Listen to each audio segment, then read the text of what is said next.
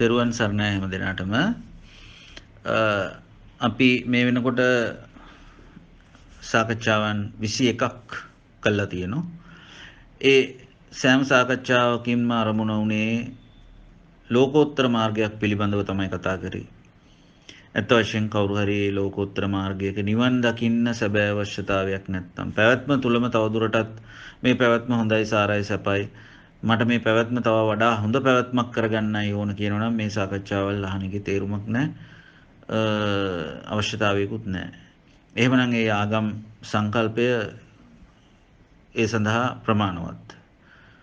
දහමක් අවබෝධ කරගන්නවා නම් දහමක් අවබෝධ කරගන්න ඕනේ ඇත්තටම මේ නිවන් දකින්න වැඩ පිළිවෙලක යන්න. බුදු කෙනෙක් බුදු වුණෙත් ඒකට. බුදුහාමුදුරුවෝ මම මීට කලිනුත් කියලා ඇති සිද්ධාර්ථ කුමාරයා බුදු වෙන්න සිද්ධාර්ථ කුමාරයා උපදින්නත් කලින් ওই කියන தত্ত্বය පැවැත්ම වඩා හොඳ යහපත් පැවැත්මක් කරගැනීමේ தত্ত্বය මේ ලෝකයේ තියුණා.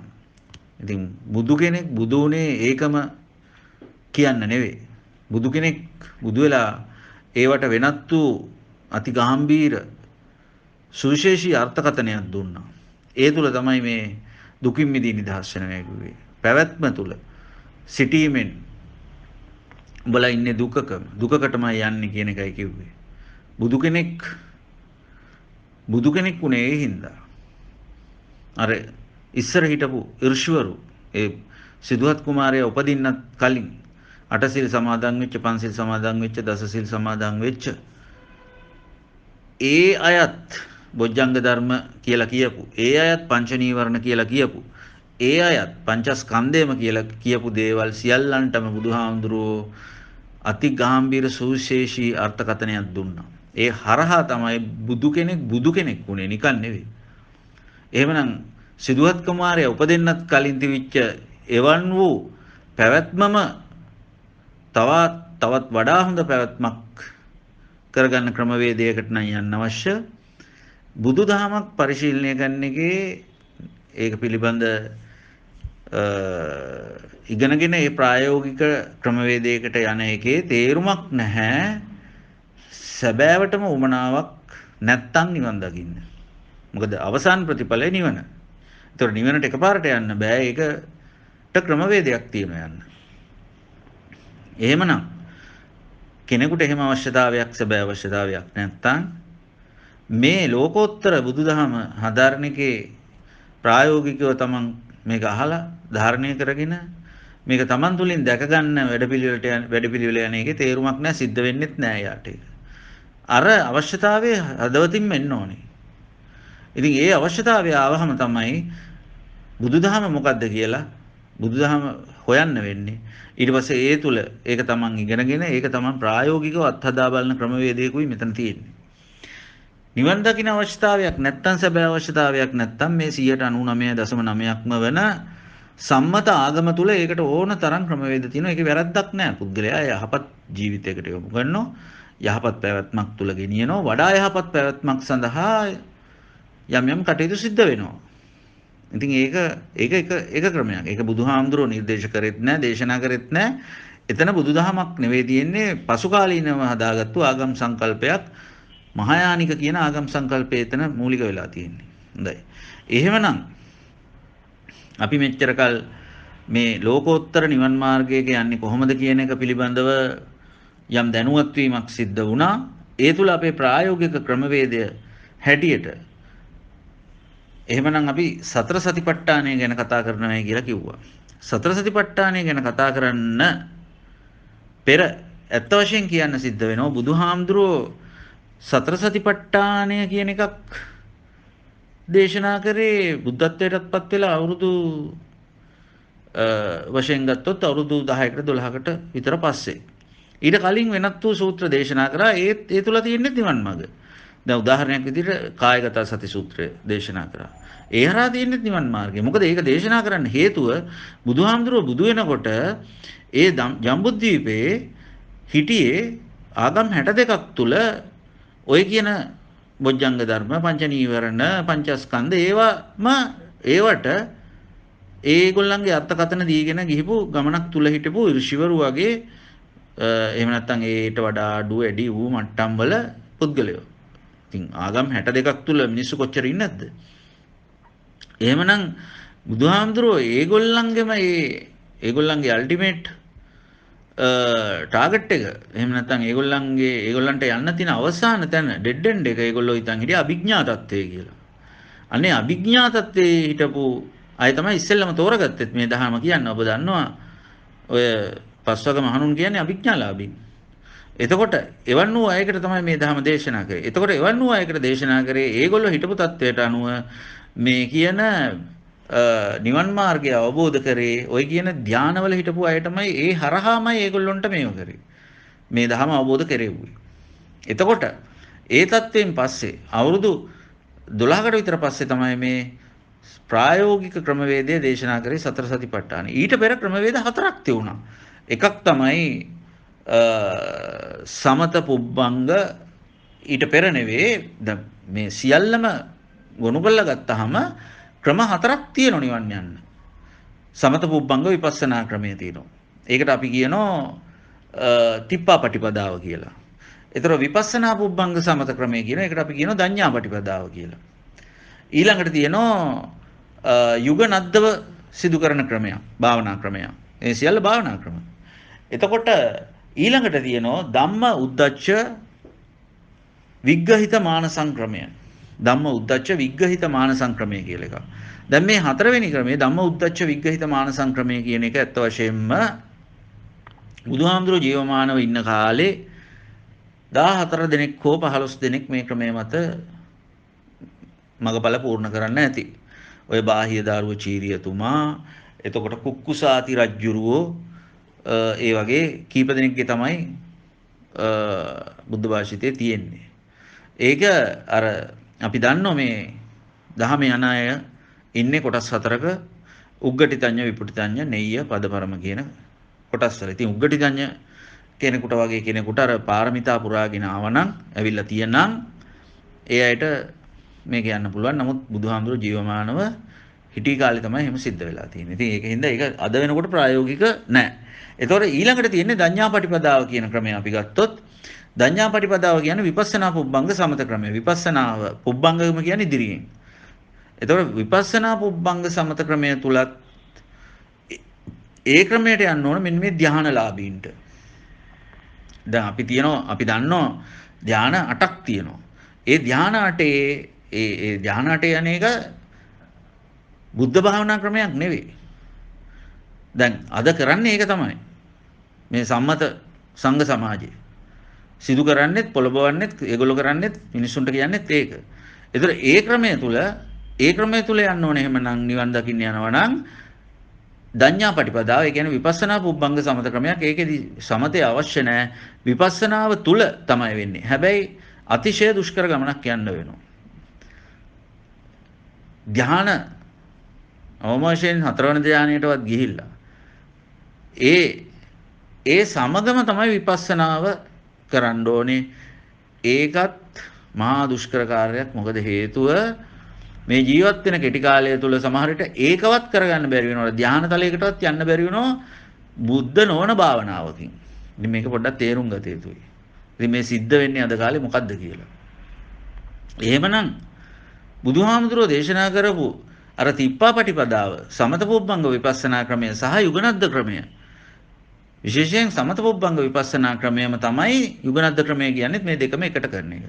ඒතර මේක තමයි බුදුහාමුදුරුවෝ මේ අවුරුදු 12කට 13කට වගේ කාලයකට පස්සේ බුදුහාමුදුරුවෝ ජීවමානව හිටි කාලේ එක දිගටම දේශනා කරේ සතර සතිපට්ඨානයම පමණයි. එතකොට මහා සතර සතිපට්ඨානය කියන එක අපි දන්නවා. මහා සතර සතිපට්ඨානය කියන එක බුද්ධ භාෂිතයේ තියෙන්නේ මේකායන ප්‍රායෝගික ඒකායන නිවන් මාර්ගයේ හැටියට. ප්‍රායෝගික ඒකායන නිවන් මාර්ගය. අපි මේක වචන තේරුම් ගන්න ඕන. ප්‍රායෝගිකයි මේක. ඒකායන කියන්නේ එකයි. එකම වූ ප්‍රායෝගික නිවන් මාර්ගය මෙච්චරයි. එහෙමනම් අර අපි උදාහරණයක් විදිහට අපි නුවර යන්න ඕන නම් කොළඹින්දා නුවර යන්න තියෙන කඩුගන්නාව හරහා වඩාම ප්‍රායෝගිකව සරල කෙටිම මාර්ගය යන්නේ නැතුව අර අපි හිතමු කොළඹින්දන් ගාල්ලට ගිහිල්ලා ගාල්ල මාතර ගිහිල්ලා බණ්ඩාරවල ඒ හරහා නුවර යන එකද එතකොට මේ ජීවිත කාලේ අඩුම වශයෙන් මේ එක ඵලයකටවත් එන්න පුළුවන්ද? අනන්ත තව කොච්චර කල්ප කෝටි ගාණක් අපිට ඉන්න වේද දුක් විඳ විඳ සංසාරේ. එහෙම නැත්නම් මේ යන්න තියෙන කෙටිම ප්‍රායෝගිකම සරලම මාර්ගය යනවද කියන එක තීරණය කරන්න ඕන. එහෙනම් අපිට තෝරගන්න වෙනවා මෙන්න මේ සතර සතිපට්ඨාන ය ප්‍රායෝගිකව සහ යුගනද්දව නිවැරදිව කරන එක තමයි අපිට තියෙන එකම විසඳුම මේකට. මේක සම්බන්ධයෙන් එකම දේශනය බුදුහාමුදුරන්ගේ එකම එක මේ 80000ක් මේ ලක්ෂ ගණනක් බුදුහාමුදුරුවෝ දේශනා කරපු සූත්‍ර අතුරෙන් කාල නිර්ණයක් මේකට තියපු. එහෙම නැත්නම් මේක යම්කිසි කාලයකට යටත් කරලා තියෙන එකම එක දේශනාව මෙන්න මේකයි. මේ සතර සතිපට්ඨානය නිවැරදිවත් ප්‍රායෝගිකවත් යුගනද්දවත් යමෙක් කරොත් අවුරුදු 7ක් වැනි කෙටි කාලයකදී මගපලම පූර්ණ කරන්න පුළුවන්. නිවන් දකින්නම පුළුවන්. එහෙනම් අවමයක් කියලාම නැහැ. අවමය සමහර විට දවස් 7ක් වෙන්නත් පුළුවන්. එතකොට වෙන එකම සූත්‍ර දේශනාවකවත් මේ වගේ කාලයක් වෙන් කළා ඒකට කාලයකට යටත් කළා නැහැ. ඒකයි තියෙන වැදගත්ම දේ. එතකොට දැන් ත්‍රිපිටකයේ ධර්මයේ තුලින් ගත්තොත් මේක තියෙනවා සතිපට්ඨාන සූත්‍ර දේශනාවන් තුල තියෙනවා. ඒක මජ්ක්‍ධිම නිකායේ, අංගුත්තර නිකායේ, සංයුත්ත නිකායේ විවිධ නම් වලින් මේ සතර සතිපට්ඨානය දේශනා කරලා තියෙනවා, සූත්‍ර තියෙනවා, අදටත් තියෙනවා. ඒ ඕන කෙනෙකුට පරිශීලනය කරන්න පුළුවන්. එතකොට දීඝනිකායේ තියෙනවා මහා සතර සතිපට්ඨාන දේශනාව කියලා වෙනමම. එතකොට ඒ තුල සතර සතිපට්ඨාන කියන එක මොනතරම් ප්‍රායෝගිකද වැදගත්ද කියලා අපි තේරුම් ගන්න ඕන. එහෙනම් සතර සතිපට්ඨාන දේශනාව හරහා තමයි අපිට යන්න තියෙන එකම එක මාර්ගය. එහෙනම් තව මාර්ග නැtei කියන එක නෙවෙයි මේකෙන් අදහස් කරන්නේ. වඩාත්ම සරල වූත් ප්‍රායෝගික වූත් ප්‍රතිඵලදායක වූත් මාර්ගය මේ සතර සතිපට්ඨානය හරහා යම් කිසි කෙනෙක් මේ නිවන් අවබෝධ කරගන්න යන ගමන. මේ අඩිය තියන්න ඕනේ ඒ හරහා. අඩිය තියන්න ඕනේ කියන්නේ අපි දන්නෝනේ එකපාරට නිවන් දකින්න බෑ. නිවන් දකින්න නම් මගඵල පූර්ණ කරන්න ඕන. අපි දන්නවා සෝතාපන්න වෙන්න ඕන ඉස්සෙල්ලා මිත්‍යා දෘෂ්ටියෙන් සම්මා දිට්ඨියට එන්න ඕන. ඒ හරහා සක්‍රුදාගාමි මාර්ගයේ ඉන්න ඕන ඵලය ලබන්න ඕන, අනාගාමි මාර්ගයේ ඉන්න ඕන ඵලය ලබන්න ඕන, අරිහත් මාර්ගයේ ඉන්න ඕන ඵලය ලබන්න ඕන, අන්න නිවන් පූර්ණ කරන්න. එතකොට ඔක ඔහම කිව්වට ලේසි වැඩක්ද? නෑ. ඉස්සෙල්ලාම කරගන්න තියෙන අමාරුම වැඩේ තමයි සම්මා දිට්ඨිය මිත්‍යා දිට්ඨියෙන් සම්මා දිට්ඨියට එන එක. ඒ කියන්නේ නිවනට ආම්පන්න ඇඳ ගන්න එක. සෝතට ආපන්න ඇඳ ගන්නවා. සෝතට පන්න ටික දා ගන්නවා. අර මාළුකාරයා මූදු යනකොට අර මේ තොප්පියයි ආම්පන්න ටික අඳ ගන්නවා වගේ අන්නේ ටික. සෝවාන් උනායි කියන්නේ එයාගෙන් ලොකු දෙයක් බලාපොරොත්තු වෙන්න බෑ. එයා දෘෂ්ටිය වෙනස් කරගෙන තියෙනවා. යූටර්න් එකක් ගහන් තියෙනවා එයා. එච්චරයි සිද්ධ වෙලා තියෙන්නේ. ඒ තුල එයා ඉතින් සිද්ධ වෙන්නේ නැති වරදවල් තියෙන්නේ පහයි. අපි මේවා සාකච්ඡා කරලා තියෙනවා කලින්. එහෙමනම් සතර සතිපට්ඨානය කියන්නේම සතර ආකාරයකින් සිත පදම් කර ගැනීමේ ක්‍රමවේදයක් මේ තියෙන්නේ. සතිය කියන්නේ මෙතන යෝනිසෝ මනසිකාරයේ සිත හේතුඵල ධහමට බහා ගලපා බැලීම, ණය විනයට සැසඳීම කියන ඕන එකක් ගන්න පුළුවන් මෙතන. සතර කියන්නේ හතර. හතර කියන එක වෙන මොකුත් නැහැ. හතර. සතර සති. සතිය කියන්නේ එහෙමනම් සිහිය. සිහිය කියන්නේ මේ තියෙන සරල සිහියක් නෙමෙයි මෙතන කියන්නේ. මේ කියන්නේ නේන සිතුවිලි තුල හේතුඵල ධහමට බහා ගලපා ආශ්‍රය කරන්න ඕන දේ ආශ්‍රය කරන්නත් බැහැර කරන්න ඕන දේ බැහැර කරන්න. ඒක තමයි ආනාපාන කියන්නේ. ආනාපාන පබ්බේ කියන්නේ. නැතු මේ ආනාපාන කියන්නේ මේ හුස්ම රැල්ලක් දිහා දඟලන එක නෙවෙයි. හුස්ම ඒව බමුණු මත. ඒව තමයි මේ කරන්නේ ඉතින් සියල්ල. ඒකයි මේ සම්මතයේ කිසිම දෙයක් ඔළුවේ තියාගෙන ඒවට කම්පයා කරගෙන ඒවා අර හාඳුරුව මෙහෙම කිව්වා මේ හාඳුරුව එහෙම කිව්වා අර මහත්තයා මෙහෙම තුනේ මේ මහත්තයා මෙහෙම කිව්වා අර පොතේ මෙහෙම තුනේ මේ පොතේ මෙහෙම තුනේ කිය කවදාවත් මේ නිර්මල ධර්ම අවබෝධ කරගන්න බෑ. බුදුහාමුදුරුවෝ ආගමක් දේශනා කරෙත් නෑ. බුදුහාමුදුරුවෝ නිර්දේශ කරෙත් නෑ ආගමක්. එහෙම එකක් බුදුදහමේ නෑ. පසුව ආගමක් නිර්මාණය කරගත්ත ඔය අසංග ආචාර්ය කියන මේ ආචාර්යවරයා ලෝකෙන් පිළිගත් පඬිවරේ වෙනත් ආගම් එක්ක ගැටෙන්නේ නැති වෙන්න වෙනත් ආගම් වලට සංකලනයක් ඇති කරගත්ත මහායානික කියලා ආගමක්. ඒ හරහා විකෘතියක් ඔය තියෙන්නේ. ඉතින් ඒක වරදක් නෑ. එතනින් නරක දේවල් කියලා නෑ. ඒක වෙනම ප්‍රශ්නයක්. නමුත් එතන නිවනට අදාළ නෑ කිසි දෙයක්. පැවැත්ම තුලම පුද්ගලයා හිර කරලා තියෙනවා. හොඳයි එහෙනම් අපි මේව ගැන ඇත්තටම සාකච්ඡා කරලා තියෙනවා. එතකොට සතර සතිපට්ඨානය කියන්නේ තමයි හතර ආකාරයේ මොකද්ද? කායේ කායානුපස්සනාව, වේදනාවේ වේදනානුපස්සනාව, චිත්තේ චිත්තානුපස්සනාව, ධම්මේ සුපස්සනාව. හතරයි. එහෙමනම් මේ හතරම කරගන්න ඕනද? නෑ. කායේ කායානුපස්සනාව ප්‍රායෝගික සිදු කිරීමේ ක්‍රමවේදය තුල වේදනාවේ වේදනානුපස්සනාව සිද්ධ වෙනවා. චිත්තේ චිත්තානුපස්සනාව සිද්ධ වෙනවා. ඒක දැක ගන්නයි ඕන. පජානාති කියන தත්ත්වය. මේ විග්‍රහ කරන සියල්ලෙන් සියල්ල විග්‍රහ කරනවා මේකේ. ධම්මේ සුපස්සනාවත් තුල පුද්ගලයා ඉන්නවා. ඒ කියන්නේ ධම්මානුධම්ම පටිපදාවක ඉන්නවා. එහෙම නැත්නම් චතුවරිය සත්‍යයෙන් ගත්තොත් අපිට කියන්න පුළුවන් දුක්ඛ නිරෝධ ගාමිනී පටිපදායක ඉන්නවා. ඉතින් එක පැත්තකින් මේක හරි සරලයි. මේක ගැඹීර ධර්මයක්, ගැඹුරු ධර්මයක්. නමුත් සරලයි, ප්‍රායෝගිකයි. සුනීතල අත්හදා බලපු කරපු සිද්ධ කරගනිපු දේ, සෝපාකල සිද්ධ කරගනිපු දේ රාහුල කුමාරයා අවුරුදු 7 කෙනා පුංචි ළමයා කරපු දේ මේ. ඉතින් එහෙමනම් මේ තුල කරන්න තියෙන්නේ කායේ කායානුපස්සනාව විතරයි. එතකොට අපි බලන්න ඕන මොකද්ද මේ කායේ කායානුපස්සනාව කියන්නේ? කය කියන්නේ මොකද්ද? බුදුහාමුදුරුවෝ කය කියලා මෙතන විග්‍රහ කරලා තියෙන්නේ ඉන්ද්‍රියන් 6ට. ඇහැ කන නාසය දිවකය මන කියන එකට. ඒතකොට කය කියන එක මෙහෙම විග්‍රහ කරනකොට මෙන්න මේ ඇහත් කනත් නාසයත් දිවත් කයත් මනත් වලට පරිබාහිරව අපේ මොකුත් තියද වෙන? ඇඟිලි අතපය ඒ සියල්ලම අර කය කියන එකට තියෙනවා. ඇයි මෙතනත් කයක් තියෙනවා ඇතුලේ ඉන්ද්‍රියන් තුල. ඇහැ කන නාසය දිව කය කියලා අපව එක තැනක තියෙනවා. ඒතර ඒ කය ඇතුලේ ඔය කියන දේවල් තියෙනවා. ඒකට දැනෙන්නේ ස්පර්ශය. දැන් අපිට අතට දැනෙන්නේ ස්පර්ශයනේ. හැබැයි ඇහැට රූප, කනට ශබ්ද, නාසයට ගඳ සුවඳ, දිවට රස, කයට ස්පර්ශය. ඒ ස්පර්ශය දෙආකාරයි. පොට්ටබ්බ වශයෙන් එනවා ස්පර්ශ වශයෙන්. පොට්ටබ්බ වශයෙන් එනවා කියන්නේ මේ ලිංගිකත්වය හරහා එන ස්පර්ශයක්. බොහෝ දුරට එහෙම තමයි තේරුම් ගන්න ඕනේ. තව ස්පර්ශයක් එනවා, හොඳ ඒවා එනවා, නරක ඒවා එනවා. ගුටි කෑවම ගුටියක් කෑවොත් ඒක රිදෙනවා. ඒක සුව නැහැ. වතුර ටිකක් නාගත්තාම දාඩි දාන වෙලාවට ඒක සුව ස්පර්ශයක්. මහ ලොකු දේවල් නෑ මේවල. රටපටලවන්න දේවල් නෑ මේකේ. එතකොට මනට ධම්ම එනවා. ධම්ම කියන්නේ සිතුවිලි. හොඳ සිතුවිලි එනවා, නරක සිතුවිලි එනවා. එහෙමනම් මේ ඇහෙන් කනෙන් නාසයෙන් දිවෙන් කයින් මනින් අපිට ගෝචර වෙනවා, අපි ගන්නවා රූප ශබ්ද ගන්ධ රස ස්පර්ශ ධම්ම කියන தත්ත්වය. එතකොට කායේ කායානුපස්සනාව කරහා මෙතන කායේ කියන්නේ ක්‍රියාව. කය කියන්නේ මෙතන මෙන්න මේ ඉහත විග්‍රහ කරපු ඉන්ද්‍රියන් 6. එන්නේ කායේ කාය. දැන් කෙනෙකුට හිතෙන්න පුළුවන් කය කියන්නේ ඒක නෙවෙයිනේ. නෑ. කය වශයෙන් ගත්තාම එන්ටය අපි මලමිනියක්, බොඩි එක. බොඩි එකකට බුදුහාමුදුරුවෝ කියලා තියෙන්නේ එහෙම නැත්නම් ජීවත් වෙලා ඉන්න කෙනෙක් වුණත් කයක් වශයෙන් බුදුහාමුදුරුවෝ හඳුන්වලා තියෙනවා ශරීරං කියලා. ඒක තියෙනවා. කෙලින්ම අපි ශරීරය කියන එකම තමයි තියෙන්නේ. ශරීරං කියලා තියෙනවා. එහෙම නැත්නම් ඒක මලමිනියක් වුණොත් ඒක එයාගේ ප්‍රාණය නිරුද්ධ වුණොත් ඒකට සීවත කියලා කියනවා. එහෙම තමයි බුද්ධ භාෂිතයේ තියෙන වචන.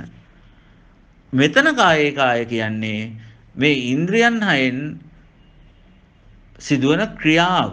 අන්නේ ඉන්ද්‍රියන් 6න් සිදුවන ක්‍රියාවේ වේගය, ආවේගය, චිත්තාවේගය හඳුනා ගැනීම සහ ඒක පාලනය කර ගැනීම තමයි කායේ කාය අනුපස්සනාව කියන්නේ. ඒකයි. අනුපස්සනාව කියන්නේ කායේ කාය අනුපස්සනාව කියන්නේ අනු කියන්නේ ඒ අවස්ථාවේදී. එහෙම නැතුව මේ අනු කියන්නේ මෙතන මේ පරමාණු අණු අරව මේවා නෙවෙයි. කායේ කාය අනුපස්සන. අනු කියන්නේ අපි පස්සනමයි කියන්නේ මොකද්ද? මේ අපි දන්න වචන. අපි දන්න පොඩි කාලේ ඔය කුල්ල තියෙනවා. අද නම් ගවල් වල නෑ කුල්ල. දැන් කුල්ල කියලා එකක් තියෙනවා. කුල්ලෙන් පොළනවා. පොළනකොට ඒකට අදටත් කියන්නේ පස්සනමයි කියලා. ගැමි වහර තියෙන පස්සනමයි කියලා. පාහිනමයි කියලා කියනවා, පස්සනමයි කියලා කියනවා. එතකොට අපි කුල්ලකට හාල් ටිකක් දාගෙන පොළනවා, පාහිනෝ, පස්සනෝ ඔයකේ මොකද්ද කරන්නේ?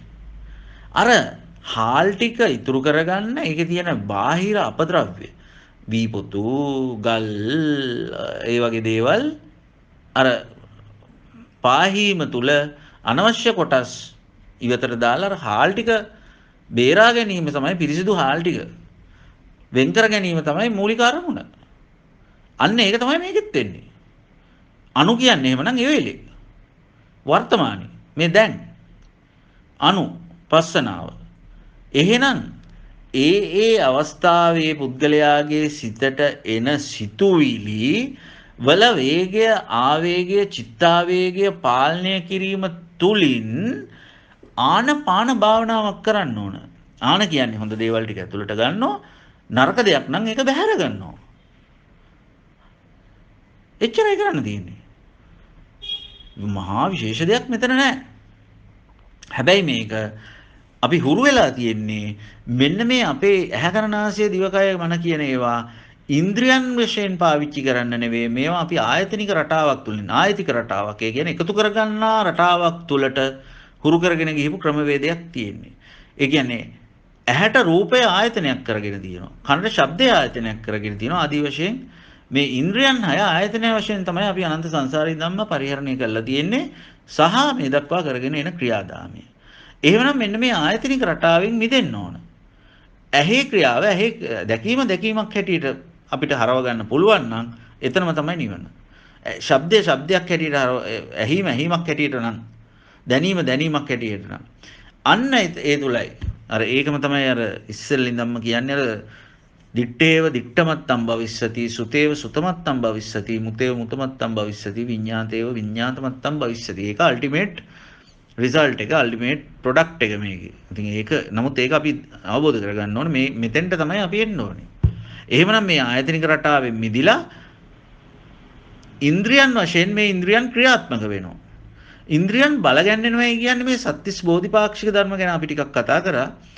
ඉන්ද්‍රියන් කියන්නේ මේ ඇහැ කන නාසය දිවකය මන කියන එක ඉන්ද්‍රියන් හැටියට බලගන්න වෙන්නේ මෙන්න මේ ආයතනික රටාවෙන් මිදීම තුල විතරයි මේ බලගැන්වීම සිද්ධ වෙන්නේ.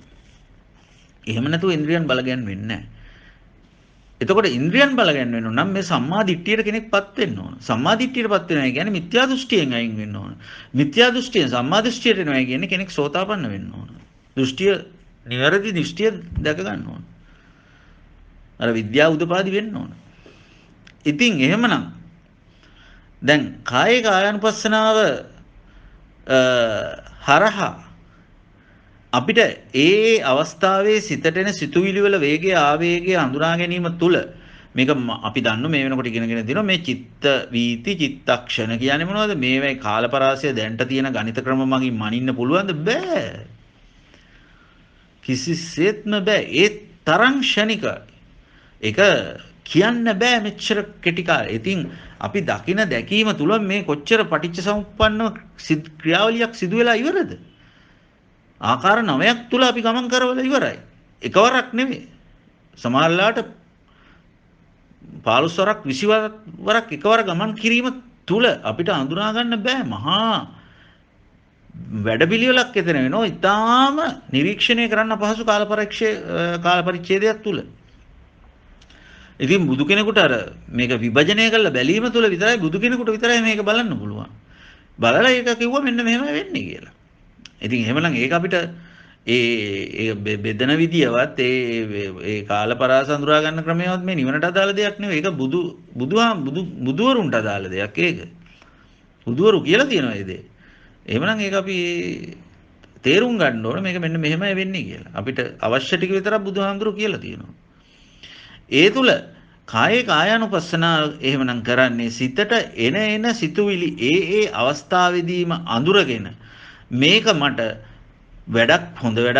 හොඳ දෙයක්ද වෙන්නේ මේකෙන් නරක දෙයක්ද මේ හේතුව මම ආශ්‍රය කරොත් ප්‍රතිඵලය මට නරක දෙයක්ද මේ හේතුව ආශ්‍රය නොකරොත් මේ එන ප්‍රතිඵලය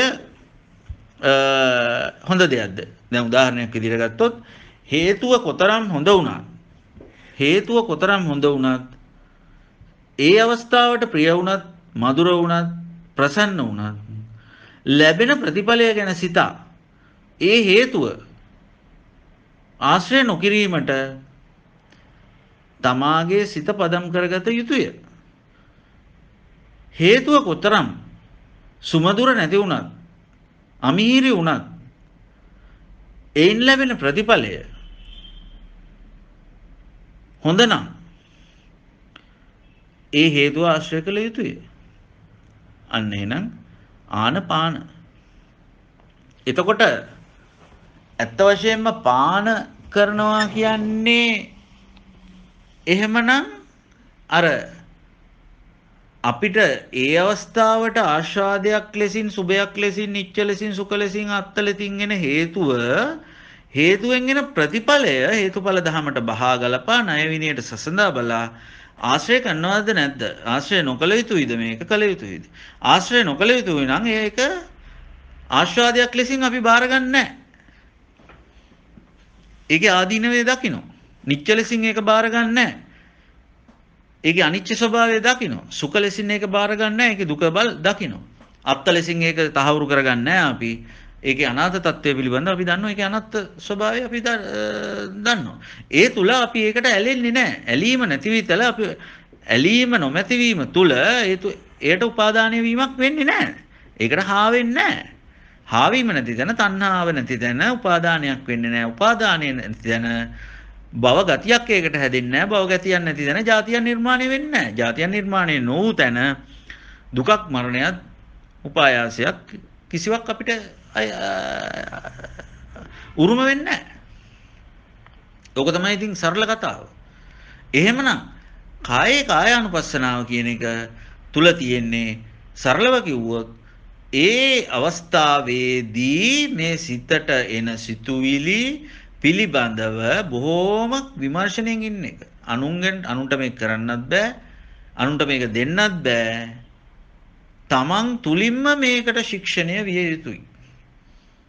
දැන් අපි අනන්ත සංසාරේ ඉඳන් කරගෙන ඇවිල්ලා තියෙන gediya පිටින්ම ගන්න එක එන සිතුවිල්ල. ඒ තුල තමයි අපි ඒ අවස්ථාවේදීත් අර රත් වෙන්නේ පිච්චෙන්නේ මත් වෙන්නේ. එහෙනම් රත් වෙනවා පිච්චෙනවා මත් වෙනවා කියන්නෙම gediya පිටින් අරගෙන තියෙනවා. රත් නොවෙනවා පිච්චෙන්නේ නැහැ මත් වෙන්නේ නැහැ. ඒ තුල කියන්නේ අපි gediya පිටින් අරගෙන නැහැ. මේක බෙදලා බලලා යම් තාක් දුරට මේ තුල ශික්ෂණයක් වෙලා තියෙනවා. එහෙනම් අඳුරගෙන තියෙනවා. එහෙනම් සම්දිට්ඨිකව තත්ත්වයේ ඉන්නේ. රාග ద్వේෂ මෝහ කියන තත්ත්වයේ දෘෂ්ටිය දකලා තියෙනවා. ඒ තුල එහෙමනම් පුද්ගලයා සම්මා දිට්ඨියට එන්න ඕනේ. සම්මා දිට්ඨි පුබ්බංගමයි. හැමතිස්සෙම කියන්න තියෙන්නේ ඒකයි. සම්මා දිට්ඨියටම එන්න ඕන. සම්මා දිට්ඨියටපත් වූ පුද්ගලයාට විතරයි එනේන සිතුවිලි ආවේගය චිත්තාවේගය හඳුනා ගැනීම තුලින් මේ සේවිතබ්බා අසේවිතබ්බා ආනපාන භාවනාව කරන්න පුළුවන්. එහෙමනම් එන්නේ ආනපාන භාවනාව ප්‍රායෝගිකවත් නිවැරදිවත් යුගනද්දවත් කරන ක්‍රමවේදයයි දැන් ඉදිරියේදී පැහැදිලි කරන්න යන්නේ මම. එතකොට කායේ කායානුපස්සනාව කියන එක තමයි දැන් මම කිව්වේ. එතකොට කායේ කායානුපස්සනාව හරහා සිද්ධ කරන්න ඕන ක්‍රමවේදයක් තියෙනවා. අපි ඒ ක්‍රමවේදය ඉදිරියට ඉගෙන ගමු. ඒ හරහා එතකොට අපිට අත්දැක ගන්න පුළුවන් වේදනාවේ වේදනානුපස්සනාව සහ චිත්තේ චිත්තානුපස්සනාව ධම්මේ ධම්මේසුපස්සනාව කියන ඉතුරු ටික. හොඳයි එහෙනම් මම හිතන්නේ මේ වෙනකොට කායේ කායානුපස්සනාව කියන්නේ මොකක්ද කියලා අවබෝධ වුණා නම් ඒ ඇති. අපි ඉදිරි සාකච්ඡාවල් වලින් අපි බලමු සතර සතිපට්ඨානය කියන්නේ මොකද්ද? ඒකේ ලැබෙන ප්‍රතිඵල මොනවද? මොකද්ද කරන්න ඕන ප්‍රායෝගික ක්‍රමවේදය අපි විසින් කියලා දිගින් දිගටම සාකච්ඡා කරමු. හොඳයි එහෙනම් හැමෝටම ධර්මාවබෝධයම ලැබේවා. සුවපත් වේවා.